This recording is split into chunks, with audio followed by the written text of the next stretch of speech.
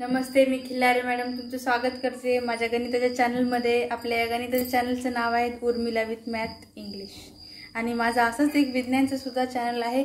त्या चॅनलचं नाव आहे Urmila with science.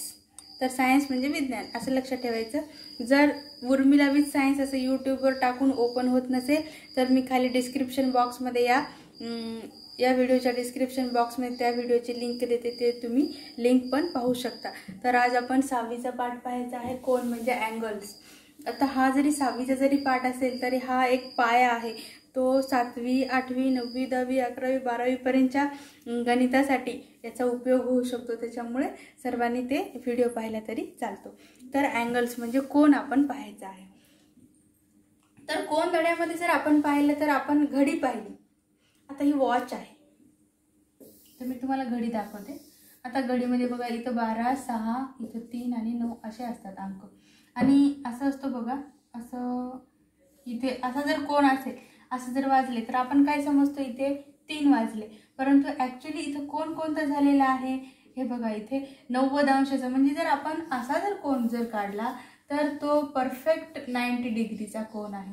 म्हणजे हा 90 अंशाचा कोन आहे, म्हणजेच आपण याला आपण काय म्हणू, काटकोन। काय म्हणायचं, काटकोन।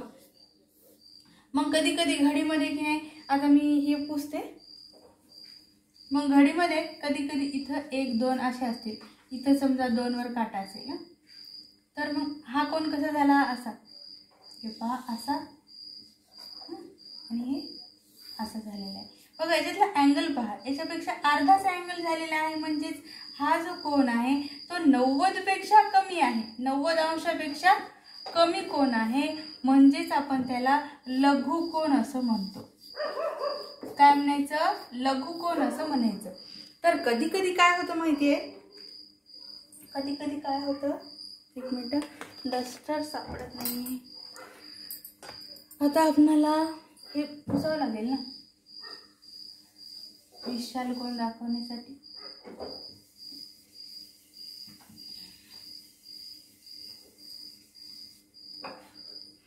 तर पहा इथे 12 वर काटा गेला, इथे 12 वर टाकते मी काटा। आणि कधी कधी इथे समजा जर इथे 4 असतील, इथे 5 असतील आणि मी जर हा काटा 4 वर किंवा 5 वर गेला असेल, हा काटा इथे 5 लिहू, इथे 5 वर बरोबर जर काटा असेल तर हा कोन पहा आपला कशा स्टाईलचा राहिला। हे पहा हा कोन असा होत आहे आपला, म्हणजे हा जो कोन आहे तो 90 अंशापेक्षा जास्त आहे। हा 90 अंशापेक्षा जास्त आहे, म्हणून आपण याला म्हणायचं विशाल कोन। काय म्हणायचं, विशाल कोन। आता मी तुम्हाला एक जादू दाखवते। मी तुम्हाला हे कोन तर काढून दाखवलेले आहेत, पण तुम्हाला खरंच जर समजत असेल की हा लघुकोन आहे, काटकोन आहे की विशाल कोन आहे, हे जर समजायचं असेल तर आपण एक कोनमापक घ्यायचं। कोनमापक घेते मी,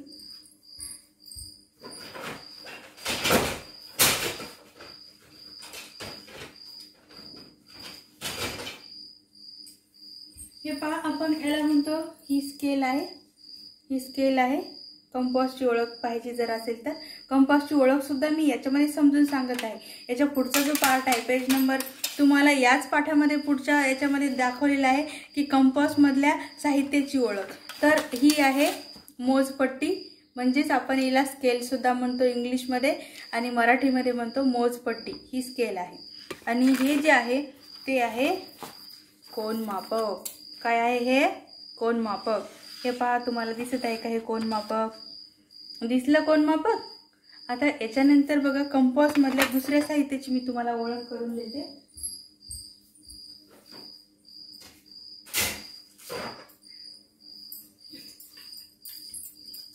बघा अशा प्रकारचे तुमच्याकडे एक साहित्य असते बघा कंपासमध्ये, ज्याचे दोन्ही टोक जे असतात ते पूर्णपणे अणकुचीदार असतात। आता हे थोडंसं तुटलेलं आहे याचं, त्याच्यामुळे मी हे अणकुचीदार तुम्हाला दिसणार नाही, परंतु याचे दोन्ही कोन जे याचे जे टोकं असतात ते टोकदार राहतात आणि ते असं आपण जर मोठं मोठं केलं तर ते वाढू पण शकते आणि छोटं छोटं केलं तर हे असं बंद होऊन छोटं पण होऊ शकते। तर याला आपण या साहित्याला म्हणायचं कर्कटक। काय म्हणायचं, कर्कटक। या साहित्याला म्हणायचं कर्कटक. आणि मग याच प्रकारचं दुसरं एक साहित्य असते बघा. या दोन्हीमध्ये डिफरन्स असतो. एकाला बघा इथे हे भाग असतो आणि दुसऱ्याला की नाही टोकच नसते. इथे पूर्णपणे ओपन स्पेस असतो. इथं एक स्क्रू असतो पेन्सिल फिट करण्यासाठी. माझा आहे पण ते थोडंसं तुटलेलं आहे वाटतं. हे शाळेतलं साहित्य आहे आणि ही खूप वर्षापासूनचं आहे. जुनी कंपॉस पेटी आहे. आता नवीन कंपॉस पेटी आलेल्या आहेत. तर हे जे आहे याच्यामध्ये एका साईडला टोकदार असतो आणि दुसऱ्या साईडला काहीही नसते. म्हणजे ते पेन्सिल फिक्स करण्यासाठीची जागा असते. तर त्याला आपण याला म्हणायचं कंपॉस. काय म्हणायचं? कंपॉस. आणि त्याच्यानंतर याच्यामध्ये दोन आणखी एक त्रिकोण असतात कंपॉसमध्ये. मी तुम्हाला ते दाखवते. हे पहा, याच्यामध्ये हा एक त्रिकोण असतो, हा एक त्रिकोण असतो असा, आणि दुसरा एक त्रिकोण जो असतो तो असा असतो, उभा असतो. मी तुम्हाला या साईडने दाखवू का? त्या साईडने दाखवते. दिसते का तुम्हाला? पहा, हे पहा, एक उभा असतो आणि हा एक असा असतो. तर हे दोन त्रिकोण असतात. तर यांना म्हणायचं गुण्या. काय म्हणायचं? गुण्या. गुण्या म्हणायचं. तर हे कंपॉस पेटीची आपल्या ओळख आहे. हे दोन गुणे असतात. दोन गुणे आहेत. हे पहा, दोन गुणे आहेत. एका साईडनं टोकदार, दुसरी साईड पेन्सिल ठेवण्यासाठीची ओपन जागा असते. म्हणजेच हे असतो आपला कंपॉस. हे आहे आपलं दोन्ही टोकदार असतात. हे आहे आपलं कर्कटक. कोन मापक, याचा सर्वात जास्त उपयोग होतो कोन काढण्यासाठी. आणि हे आहे मोजपट्टी म्हणजे स्केल. तर हे सगळं जे साहित्य आहे हे कंपॉसची जी ओळख आहे. आणि हे सर्व साहित्य आपण ज्या पेटीमध्ये ठेवतो ना, तर तिला आपण म्हणायचं कंपॉस पेटी. काय म्हणायचं? कंपॉस पेटी. बरेच विद्यार्थी कंपॉस दे म्हणतात आणि कंपॉस पेटीच मागतात. आणि त्यांना कंपॉस पेटी मागायचं असते परंतु ते कंपॉसच म्हणतात. मग याच्या पुढे तुम्ही कंपॉस पेटीला कंपॉस पेटीच म्हणत राहा. आणि कंपॉस कशाला म्हणतात पहा? याला कंपॉस म्हणायचं, याला कंपॉस म्हणतात, हे लक्षात ठेवा.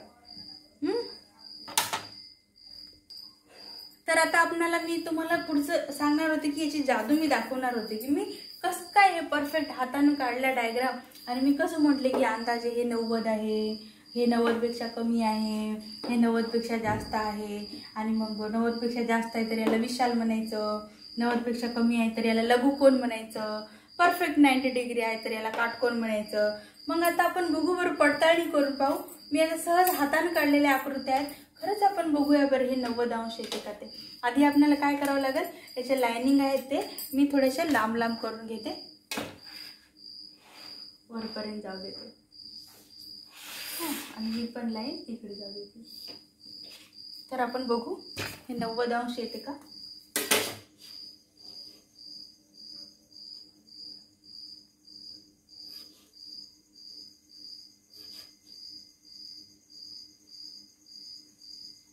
पहा, हे थोड्याफार फरकानं हाताने काढलेली डायग्राम आहे. हे पहा इथे, इथे पहा, इथे हे 10, 20, 30, 40, 50, 60, 70 आणि 80. थोडंफार जवळपास 90 पर्यंत आलेले आहे. हे हाताने काढलेली डायग्राम आहे. आपण 90 समजू. आणि हे काटकोन आहे. जर आपण परफेक्ट जर स्केलनं वगैरे काढला तर तो करेक्ट तो कोन मापक तो येतोच. आणि आता हा बघू बरं आपण किती अंशाचा येतो हा कोन.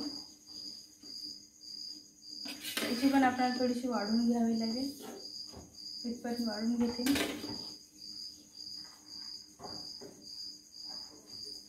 तर हे पहा, मी तुम्हाला सांगते. पहा किती अंश आलेला आहे, तुम्हाला दिसतोय का? दिसतोय? पहा 10, 20, 30, 40 आणि 50. कुठपर्यंत आले ते? 50. म्हणजे ते 50 अंशाचा तो कोन आहे. तर हे पहा, मी मोजून दाखवते. हे पहा, 0 बरोबर या लाईनला टच झाला पाहिजे.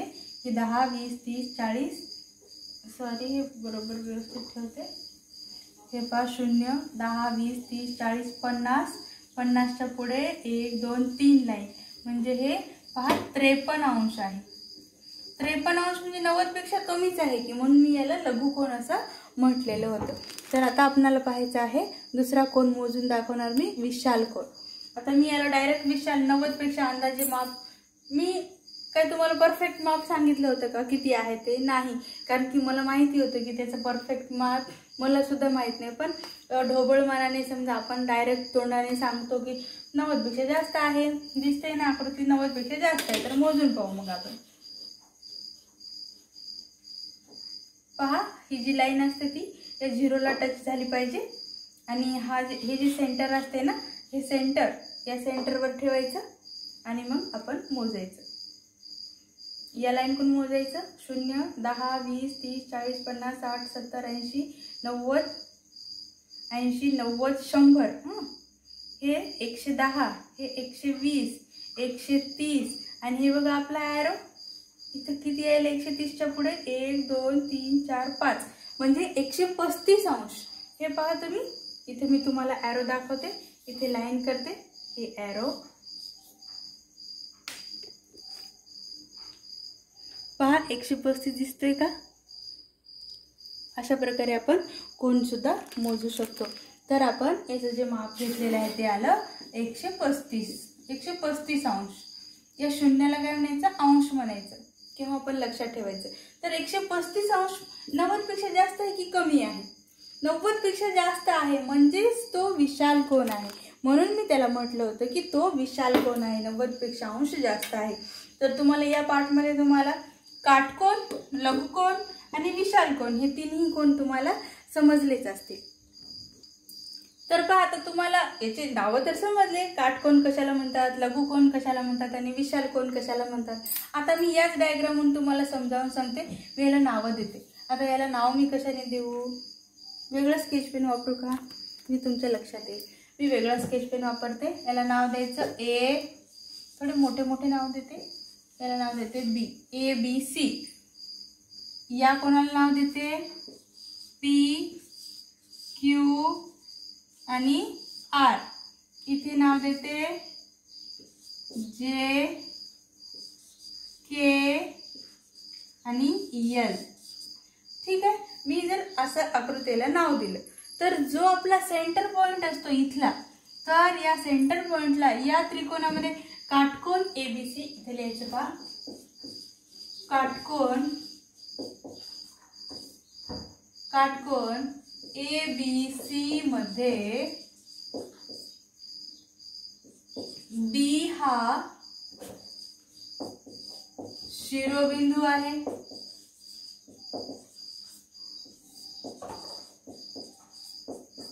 मग पहा, जो सेंटर पॉइंट असतो आपण त्याला तर शिरोबिंदू म्हटलं. म्हणजे जो आपण कोनमापकाचं जे मधला भाग, कोनमापकाचं जे मधलं जे टोक असते, हे टोक आपण जिथे ठेवतो तर त्याला आपण शिरोबिंदू असं म्हणायचं. मग या कोन PQR मध्ये कोणता शिरोबिंदू आहे? दुसरं लघुकोन PQR मध्ये Q हा शिरोबिंदू आहे. त्यानंतर आपण लगेच हा विशाल कोन बघू. तिसरं विशाल कोन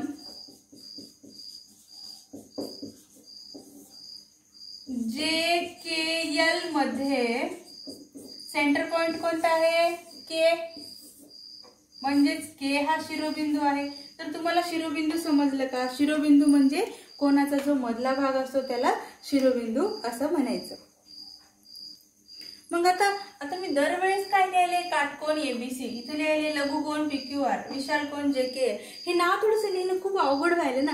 मग मी कोणाचं नाव कसं लिहायचं? एकदम कोणाचे नाव कसं लिहायचे बघा. कोणाचे नाव, कोणाचे जे नाव असते ते मी तुम्हाला थोडंसं वेगळ्या स्केच पेन लिहून दाखवते. कोणाचे नाव आपण डायरेक्ट काटकोन ABC आहे ना, तर आपण याला असं लिहायचं. हे चिन्ह कोन ABC, बस कोणाचं नाव असं लिहायचं, कोन ABC. दुसरा जो लघुकोन PQR मी असं लिहिलं तर त्याचं पण मी नाव कसं लिहिणार? कोन PQR. आणि तिसरा जो कोन आहे विशाल कोन, तर त्याचं पण हे कोणाचं चिन्ह JKL, कोन JKL. तर आपल्याला जर शब्दात लिहायचं असेल तर या चिन्हाला आपण म्हणायचं कोन ABC. तसंच इथे पण या चिन्हाला कोन हे नाव द्यायचं, कोन PQR. इथे पण कोन JKL अशा प्रकारे कोनाचे नाव आपण लिहू शकतो। तर आता मी तुम्हाला याच्यामध्ये त्यांच्या बाजूंची नावं कशा प्रकारे लिहितात ते मी सांगत आहे। कोनाच्या कोणकोणत्या बाजू आहेत, तर हा जो कोन आहे कोन ABC, तर हा कोन ABC आहे। तर या कोन ABC मध्ये याच्या कोणकोणत्या बाजू किंवा भुजा बाजू या दोन्ही सुद्धा नावं एकच आहेत। भुजा आणि बाजू हे दोन्ही नावं एकच आहेत। तर याच्या भुजा म्हणजे याच्या बाजू कोणती आहे, ही एक आहे AB, भुजा AB किंवा बाजू AB आणि दुसरी बाजू BC, भुजा AB भुजा BC किंवा दुसऱ्या भाषेत बाजू AB बाजू BC असं पण तुम्ही लिहू शकता। तर ह्या त्याच्या कोणाच्या भुजा किंवा बाजू आहेत। तर मग लघुकोन PQR च्या कोणकोणत्या बाजू होतील, इथे भुजा, इथे लिहायचं बाजू। मग भुजा कोणकोणत्या आहेत, तर त्या दोन आहेत भुजा, ही बघा Q पासून R पर्यंत एक बाजू आहे भुजा QR आणि दुसरी आहे PQ किंवा QP PQ, हे बघा दोन भुजा आहेत। आणि बाजू पण बाजूला सुद्धा तेच नाव आहे QR आणि PQ, हे याच्या दोन बाजू आहेत। तर त्याच्यानंतर हा तिसरा आहे विशाल कोन। तर या विशाल कोनच्या आपल्याला जे आहेत ते भुजा पाहायच्या आहेत। इथे लिहिणार मी याच्या भुजा किंवा बाजू। मग पहा इथे काय बघा K पासून इथपर्यंत गेलेली KL भुजा KL आणि दुसरी आहे K पासून J पर्यंत गेलेली आहे म्हणजे KJ किंवा JK। हे बघा याच्या दोन भुजा दोन बाजू आहेत KL आणि KJ। प्रत्येक कोणाला हे दोनच भुजा आणि दोनच बाजू असतात, म्हणजे भुजा आणि बाजू एकच असतात, हे लक्षात ठेवायचं। भुजा आणि बाजू आणि कोणताही कोन जो असतो तर हे किरणांपासून बनलेला आहे। तुम्ही जर बेसिक भूमितीतील मूलभूत संबोध हा जर माझा भाग पाहिला नसेल तर मी या व्हिडिओच्या डिस्क्रिप्शन बॉक्समध्ये त्याची लिंक देते, तो पहा। तर तुम्ही त्याच्यामध्ये शिकलेले आहेत की या कुठल्याही एका भागाला इथून जर मी नाव दिलं समजा K आणि J, तर ही आकृती कशाची आहे, ही आकृती आहे किरणची, याला आपण म्हणतो किरण। म्हणजेच कोणताही कोन जो आहे ते दोन किरणापासून बनलेला असतो, दोन विरुद्ध किरणापासून कोणताही कोन बनलेला असतो, हे लक्षात ठेवायचं।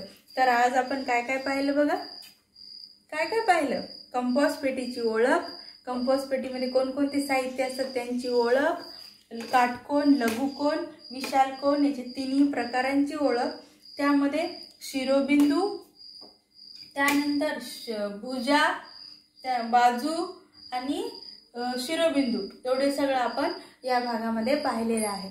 तर मी पुढच्या भागामध्ये तुम्हाला म्हणजे जसे जसे कोन मोठमोठे होतात तसे त्यांना कसे वेगवेगळे नावं असतात ते तुम्हाला मी पुढच्या पार्टमध्ये समजावून सांगते।